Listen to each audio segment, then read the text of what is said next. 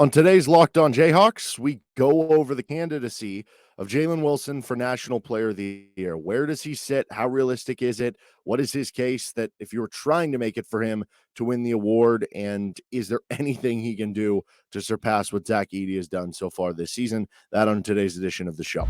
You are Locked On Jayhawks, your daily podcast on the Kansas Jayhawks, part of the Locked On Podcast Network, your team every day.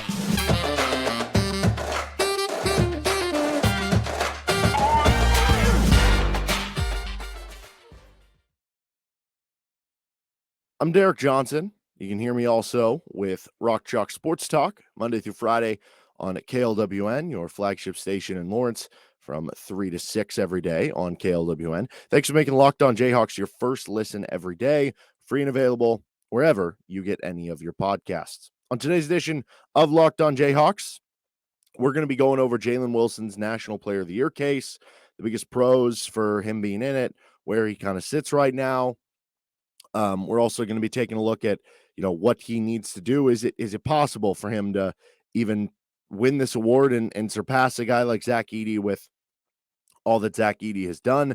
And I also want to take a look at, which KU player, which KU player under Bill Self recently that has been a National Player of the Year candidate, like he compares favorably to. Does he compare at all? Do any of the recent ones? We'll go over that on this edition of the show. This episode is brought to you by FanDuel Sport, the official sportsbook partner of Locked On. Make every moment more. Visit FanDuel.com/LockedOn today to get started. So on today's edition of the show, going over this Jalen Wilson stuff, the biggest pros to Jalen Wilson being a National Player of the Year candidate and what he can do. Now, depending where you look, right now, Jalen Wilson is, he's certainly up near the top of the National Player of the Year race. When you look at Stadium, they just did and this was before the Texas game, which he had just 2 points, but Stadium did a poll of a bunch of different media people of their top 10 list for National Player of the Year. Jalen Wilson came in at number 2. Ken Palm has him at number 3 for his National Player of the Year race, only behind Trace Jackson Davis at number 2 and Zach Edey at number 1. You look at FanDuel, they have betting odds. Zach Edey is by far the favorite, minus 1,000. Jalen Wilson in at number 2 at plus 850. Then you go to Trace Jackson Davis plus 2,000. Zulis Tubelis at Arizona's had a great year, plus 4,000. Brandon Miller at Alabama plus 6,000. Chris Murray is 120 to 1. So there are big drop-offs between people, and the big reason why is Zach Edey seems to be running away with this award. But the only guy who is within single-digit odds at that point is Jalen Wilson on FanDuel. So the biggest pros for why Jalen has gotten to this point kind of candidacy. Well, Kansas is competing for the toughest conference in college basketball. And honestly, the path to this Big 12 title for KU or for any team in the Big 12 is about as tough as any conference in college basketball history. Now, I'm not going to declaratively say it's the hardest conference to win ever in college basketball history. I don't know. Some of those past Big Easts were pretty brutal. But, this one is a little bit different because you have the round robin, you play everyone home and away, whereas in maybe some of those past Big Easts, because the conference was so large, you might only play one of the best teams that you're competing with just one time, and you might get them at home, right? So I don't know. Either way, it's one of the toughest paths that you could envision for winning a conference title, and you're competing in that league and putting up these numbers against really good competition, some of the best teams in the country. And he's performed admirably against some of the tough competition, the Texas game kind of being the lone exception. Now, this was before the Kansas State game earlier last week. So before the Kansas State game, the Iowa State game, and Texas game, which those are 3 more games that you had to add to this. But this was from College Basketball Reference. Jalen Wilson leads all Division I players with 157 points scored against AP top 25 teams this season. So again, you add the 26 points against Iowa State, you add the game against Kansas State, you add the 2 points against Texas, that number goes up. I don't know if anybody's competing there. Maybe part of that is pure volume because Kansas is playing a lot more ranked teams, but so are the other Big 12 teams. He's been so important for KU in some of these big games and performing well in some of these big games. The counting stats, just absolutely ridiculous. Another case for him, about 21 points per game.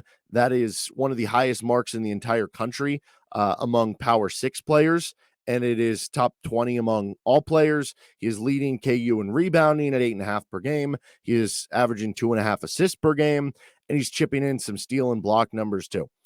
There are only 5 players in college basketball averaging at least 20 points, 8 rebounds, and 2 assists per game, and that have 3 or more win shares. So there's only 5 players in college basketball doing those things. 3 of them play for small schools in Josh Cohen at St. Francis, Jake Stevens at Chattanooga, Drew Pember at UNC Asheville. The only other Power 6 player doing that is Azuolas Tubelis at Arizona. He's a national player there candidate as well. Now, sometimes you can have fun with those stats, and like Zach Edey is doing the points and the rebounds and the win shares. He's just barely missing the assists, right? But everything that Jalen has done puts him as a real candidate for this award. He's the best player on one of the best teams in the country, putting up ridiculous stats. And the tear that he had been on up until the Texas game, pretty ridiculous. I mean, he had 5 games in a row where these were his point totals in each game: 38, 30, 23, 22, and 26. Over that 5-game span, he was averaging 27.8 points per game. Unfortunately, the team went just 2-3 in that stretch. Even if you include the Texas game, though, it's 23.5 points per game. So even with that 2-point outing, he had 23.5 points per game over the last 6, of which Kansas has played a remarkably difficult schedule. Like this 6-game schedule, we had Matt Tate on our show with Rock Chalk Sports Talk the other week, and he was saying, that 6-game stretch upcoming, that was right before the 6-game stretch started with, Kansas State and Kentucky and now Texas. And I was saying this Kansas State again, like that's a tougher 6-game stretch than you'd probably face if you go on to win a title and play 6 games in March, because you don't have the one letdown game of maybe playing a 15 or 16 seed. And all those games are tougher than maybe playing a 7, 8, or 9 seed, right? Like where that path is insanely difficult, and he's put up ridiculous numbers over the course of it. And yes, you could say they didn't win all those games, but also if they just execute a little better down the stretch against Kansas State, now you win that game, and it's because Jalen has 38 points. And, it's not really his fault necessarily if they lost some of those games that he went off in. He tried to carry them, and they did even get a couple wins because of it in a very difficult stretch. I think the overall consistency is another mark in Jalen's favor of why he is a National Player of the Year candidate. I know that sounds weird after the Texas game when the consistency wasn't there and he only had 2 points, but that was his first game all season where he had single digits. That was his lowest point total of the year. He has only had less than 14 points twice. He had 11 points against Indiana. He had 2 points against Texas. Every other game, he's had 14 points or more. He has been remarkably consistent for this team. And then I think the last part, just how much he matters to this Kansas team. Like we saw against Texas, he struggled. Everybody else stepped up, and they still won the game. It is a team game at the end of the day. And if every other player on the team is playing well and you struggle, you're still going to be okay because it is a team game.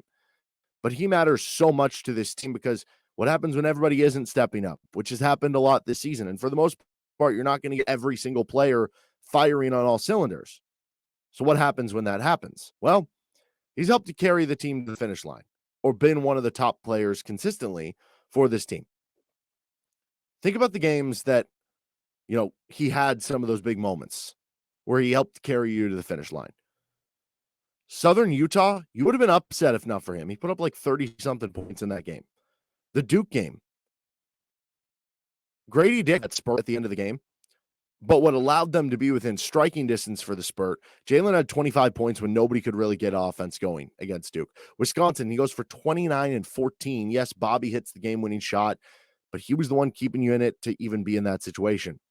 Harvard game has those last great 5 minutes where it's a close game and he helps you pull away. Then this most recent stretch, he has been so critical to this team with a team that doesn't have a ton of consistent shot graders. You know why he's averaging so many points and taking so many shots per game? It's because Kansas doesn't really have a lot of other guys that can make magic happen or can make, shots off the dribble. A lot of them, it has to be created for them or off back cuts or off somebody passing them the ball. Jalen's kind of the one exception to the rule. So he matters so much to this team this year than maybe in some of his past years. He's your leading rebounder on a team that you have to be, you have certain struggles there rebounding. He's just so important for what this team does. The biggest reasons why he's here, to comparing him to some past KU players who have been in this same vein that himself a hair candidate. But first, so the Locked On Jayhawks is brought to you by FanDuel. This year, the only app you need at your Super Bowl party is FanDuel, America's #1 sportsbook. Download FanDuel now so you can bet Super Bowl 57 with a no-sweat first bet. You'll get up to $3,000 back in bonus bets if your first bet doesn't win. FanDuel lets you bet on everything from money line to point spreads to who will score a touchdown. I know I'm going to be doing a parlay with some of the running back receiver numbers, like Isaiah Pacheco. I think it was 10.5 receiving yards. Jet McKinnon was like 19.5. Parlay those together. I think Chiefs are going to have to, throw to the backs a good amount because of the pressure from the Eagles defensive line. They like to use the screen game. I kind of like that, putting those together. The FanDuel Sportsbook app is safe, secure, and super easy to use. Best of all, you can get paid your winnings instantly. So join FanDuel today at FanDuel.com/LockedOn to claim your no-sweat first bet on Super Bowl 57. That's FanDuel.com/LockedOn. Make every moment more with FanDuel, the official sportsbook partner of the NFL. Comparing Jalen Wilson, what he's done so far, to some of the other recent KU basketball seasons under Bill Self that have earned Nature of the Year type light. I'm going to expand it a little more in just a second, but everybody knows the stat or has heard the stat a time or two about, there's only been a couple players in Bill Self's tenure who have gone on to average 20 or more points per game. It's a list of 2 guys. That's it. 2 guys. Bill Self has been here since the 2003-2004 season. So 20 seasons at Kansas.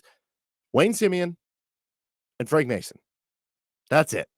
Very short list. Jalen Wilson right now is on that list. Here is the list of players at KU going back before Bill Self, so to the Roy Williams era, since 1992. This is as far back as Basketball Reference will let me go. So since 1992, that gives you 30 years to even average 16 points, 7 rebounds per game for a season, which, to be clear, Jalen is averaging about 5 more points than that and about a rebound and a half more than that. So he's blowing past both of those marks. And that be pretty exclusive. Over a 30-year list, you got like a couple handfuls of guys. And in the case of all of those couple handfuls, you're looking at like legit dudes. Josh Jackson, Marcus Morris, Thomas Robinson, Simien did it twice. Friends did it twice. Nick, Dedrick Lawson, Drew Gooden, and Ryan Wilson. Good.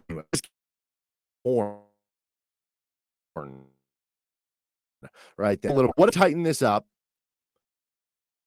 to, instead of 16 points, 7 rebounds per game.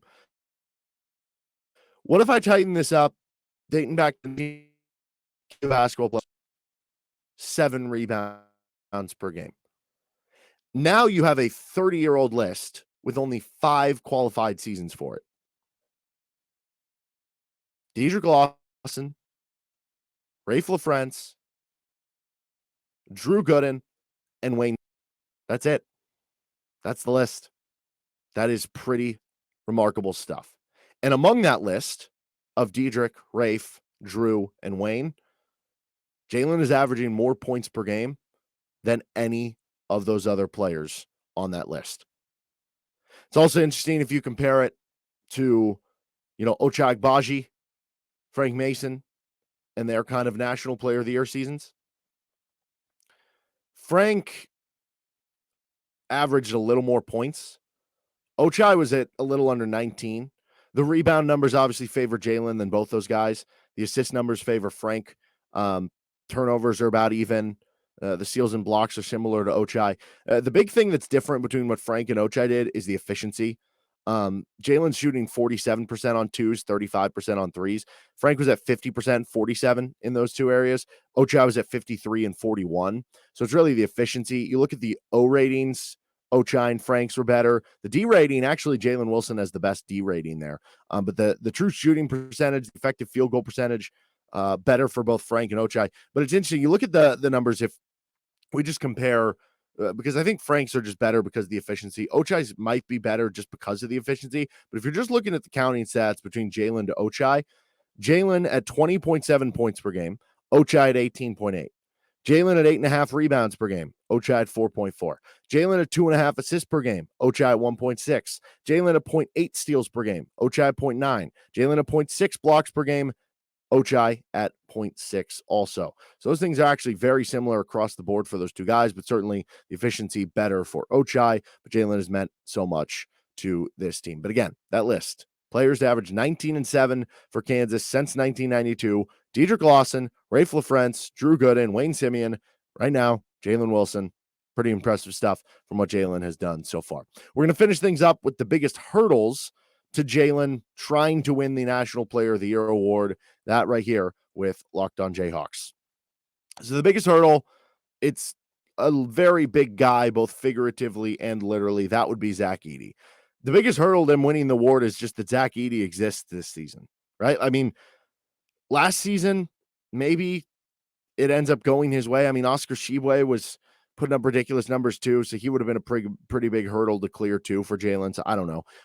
But in some other years, maybe it'd be a little easier than the guy like Zach Edey, who was averaging, 22 points per game, 13 rebounds, shooting over 60% from the field. The true shooting percentages and efficiency numbers are just off the charts, and he's on the number one team in the country. That is quite the haul to try to overcome. And that's why Zach Edey is minus 1,000 on FanDuel to win the National Player of the Year. And nobody has shorter odds than Jalen Wilson behind him at plus 850. It is very clear that Zach Edey has emerged as the go-to candidate and by far candidate in that regard. So that is the biggest hurdle for him.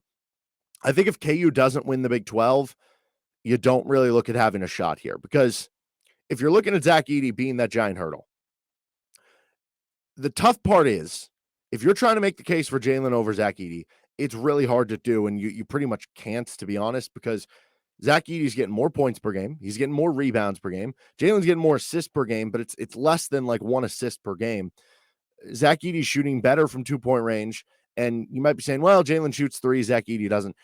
That's why we have numbers like true shooting percentage, effective field goal percentage, because it weights the threes being more. Zach Edey is still much more efficient from the floor. He's getting more blocks per game. Like Zach Edey is also on the number one team in the country. He's on a better team than Kansas. You could also argue that the players around Zach Edey are worse than the players around Jalen Wilson. So it's hard to make the argument for Jalen over Zach Edey, I think, is the point here. So that becomes a very big hurdle. So how does that change? What is the path for Jalen trying to win the award? I think clearly he's established himself as being a first-team All-American, but winning the National Player of the Year award, I think for one, KU would have to win the Big 12. As tough as a conference as we've ever had, and if you win that award, that is one thing that you could have over Purdue. The Big 10 isn't as great this year, and there's not really that number two. I don't know, maybe like Indiana is kind of emerging into that right now. But there hasn't been as much of the depth of conference, and there's a big drop-off between Purdue and those other schools, whereas the Big 12 has all these insane teams, and you're going through a tougher path that you could say, well, even though my stats aren't quite as good, I went through a tougher schedule than you did to try to get there, so it's more impressive. So that would be one, winning the Big 12. I think you also got to hope that Purdue falters a bit. Obviously, they lost over the weekend to Indiana, and they're going to need them to probably lose a couple more times. I think for KU, if you can finish, as a Big 12 champ, Purdue's going to win the Big 10, but maybe you can finish as a higher seed than them or ranked higher than them, and that the counting stats and efficiency, like you need the efficiency to continue to go up for Jalen. You need him to get back to the Terry who's on in the 5 games before Texas. Then that would certainly help, because it's tough to see Zach Edey. Like, it's one thing for a guy who's a really good shooter to be like, well, maybe he could just have 2 bad weeks of shooting. Zach Edey's 7'4". He's not going to have like 2 bad weeks of shooting. So it's hard to see the numbers going down. So pretty much this all comes down to, you need, if you're Kansas, to basically go on a tear here, win the Big 12, probably win it outright. Jalen Wilson gets on another tear again, and Purdue falters, loses a couple times down the stretch. Zach Edey's numbers are good, but they're not, putting up 30 and 15 on some of these games. and then maybe Jalen can overtake him. But even then, it's kind of a tall task to do so. More likely than not, Zach Edey is going to win this award, but Jalen Wilson definitely deserves credit as one of the top candidates, as a first-team All-American, and I think he will get both of those things, even if it's an uphill battle to win the specific National Player of the Year award. That's going to do it for this episode of Locked On Jayhawks. Coming up on tomorrow's show, we're going to be comparing KU basketball players to some Super Bowl stars. That'll be a fun one. And then on Friday's show, we'll preview the KU Oklahoma game. You can also find me on Rock Chalk Sports Talk. You can hit me up on Twitter at DJohnsonRadio. Subscribe to the show wherever you get any of your podcasts. Because subscribe to us on YouTube. You can find us there too. And I'll see you on Rock Chalk Sports Talk later today from 3 to 6 on KLWN in Lawrence. Till then, have a good rest of your day. Bye.